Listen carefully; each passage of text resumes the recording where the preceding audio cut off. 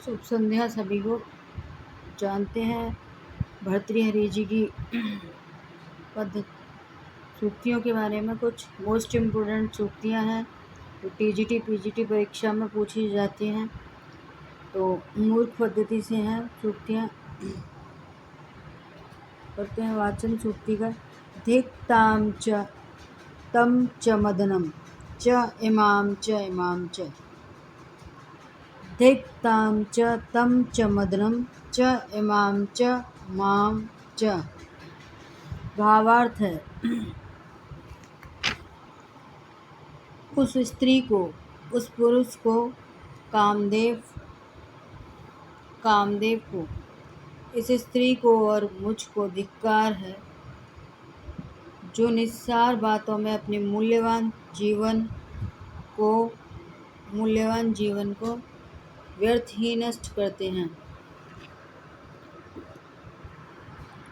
तो भर्तृहरि जी ने इस श्लोक के द्वारा बताया है कि अर्थात उस स्त्री को, उस पुरुष को धिक्कार है ऐसे स्त्री पुरुषों को जो काम की बातों में अपना कामदेव को, मतलब जो एक दूसरे पर आकर्षित होने में या फिर स्त्री पुरुषों के प्रति, पुरुष स्त्री के प्रति अपना मूल्यवान समय जो है वो उसे खो देते हैं, खराब कर देते हैं। उसके लिए धिक्कार है। भर्तृहरि जी ने कहा है कि उस स्त्री को, उस पुरुष को, इस स्त्री को और मुझको धिक्कार है, सभी को धिक्कार है, क्योंकि ऐसा कोई भी इंसान नहीं है दुनिया में जो ये सब चीज़ों में वो कभी ना रहा हो। तो निस्सार बातों में जो निस्सार बातों में अपना मूल्यवान जीवन व्यर्थ ही गवाते हैं, उसके लिए भी धिक्कार है।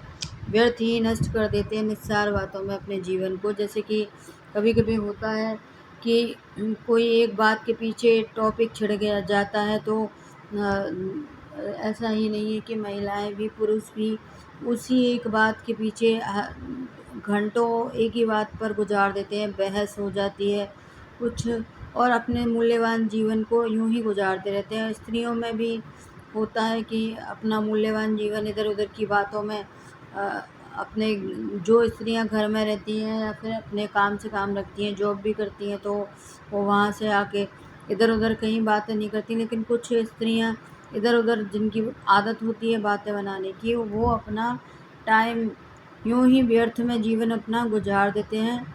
वो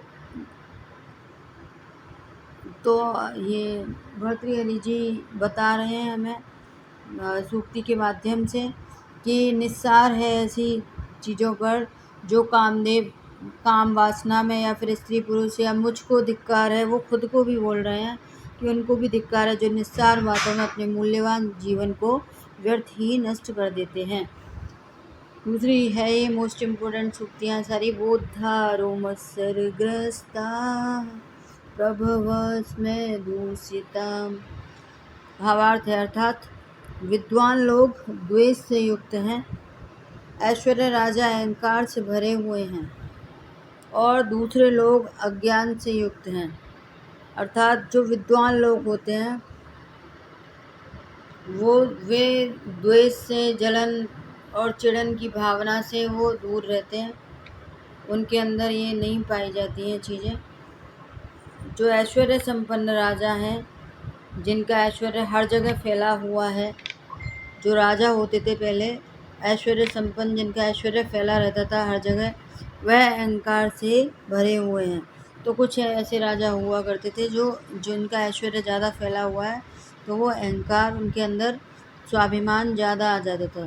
तो भर्तृहरि जी बता रहे हैं उसी के बारे में। तो दूसरे लोग अज्ञान से युक्त हैं, तो विद्वान लोग द्वेष से युक्त हैं, ऐश्वर्य संपन्न राजा अहंकार से भरे हुए हैं, और जो दूसरे लोग हैं वो अज्ञान से युक्त हैं।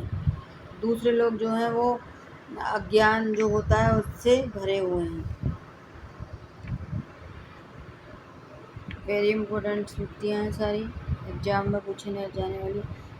आते हैं तीसरी सूक्ति पर। अज्ञः सुखमाराध्यः सुखतरमाराध्यते विशेषज्ञः अज्ञः सुखमाराध्यः सुखतरमाराध्यते विशेषज्ञः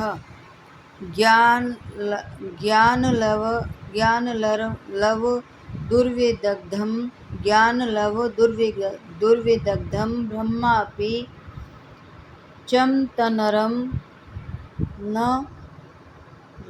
रञ्जयति ज्ञानलव दुर्विदग्धं ब्रह्मापि तं नरम न रंजयति।